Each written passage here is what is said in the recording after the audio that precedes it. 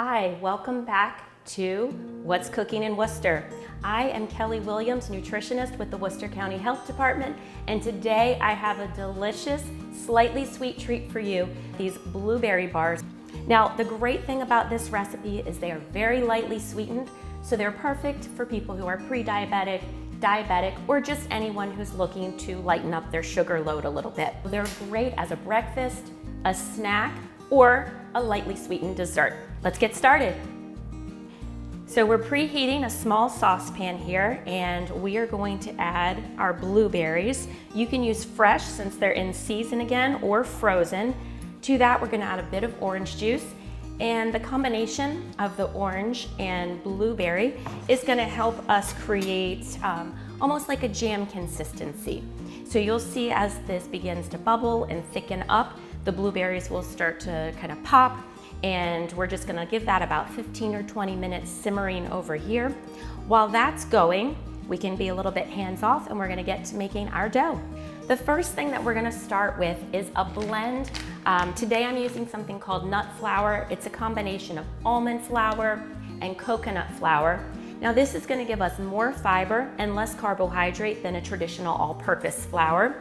You can buy these flours individually, or you can just buy a pre-blended mix like I did. Just look to make sure that it's a blend of almond and coconut flour and that it measures 1 for 1, just like regular flour. I'm just kind of going through it a little bit with a fork here just to break up any of the clumps. And we're gonna add to that some cinnamon. For our liquid ingredient, we are using some pureed pumpkin. Now you wanna make sure you look for just plain pureed pumpkin, not pumpkin pie filling. This is an unsweetened product. To that, we're also adding a little bit of applesauce. Just about 3 tablespoons of applesauce.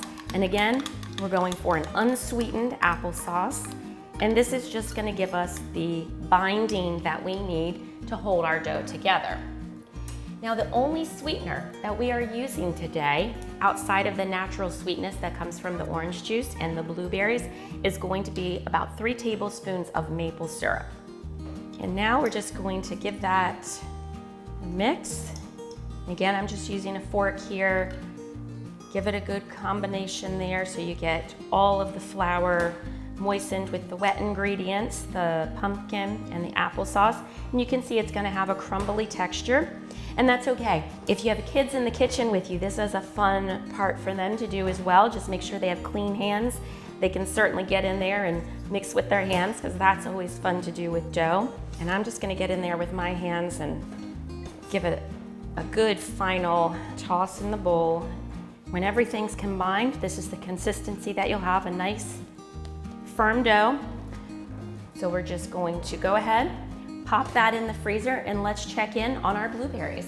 So they're not quite at a boil yet, and that's okay. Once they come to a boil, we're gonna turn the heat down just a little bit and let them simmer for about 15 to 20 minutes. Just keep an eye on those. You don't want them to bubble over and you don't want them to burn, but you do want to see those blueberries start to pop open and kind of get a jammy consistency. All right, our dough is nice and chilled, and we're gonna break it in half and spread the first half into our loaf pan. So I'm just using regular loaf pan lined with some parchment paper. Make sure you use parchment paper, not wax paper, because we will be baking this.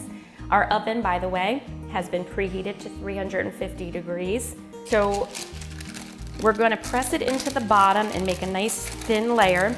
And if it's a little sticky on your hands, just have a bowl of cold water nearby that you can dip your fingers into if you need to.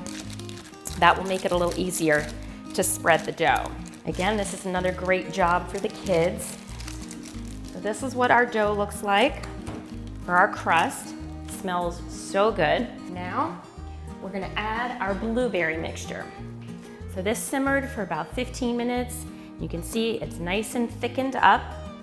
We've taken it off the heat for just a little bit so it can thicken. Now, for my preference, I like it to have some of that blueberry texture. So I'm just gonna give it a slight mash with the back of my spoon here. Okay, once we have that done, I'm gonna go ahead and pour our blueberry mixture. Just gently spread that out. Now for the remaining dough. You're going to kind of break this into pieces and flatten it with your hands, a little bit like this, and then we're gonna spread it over the top.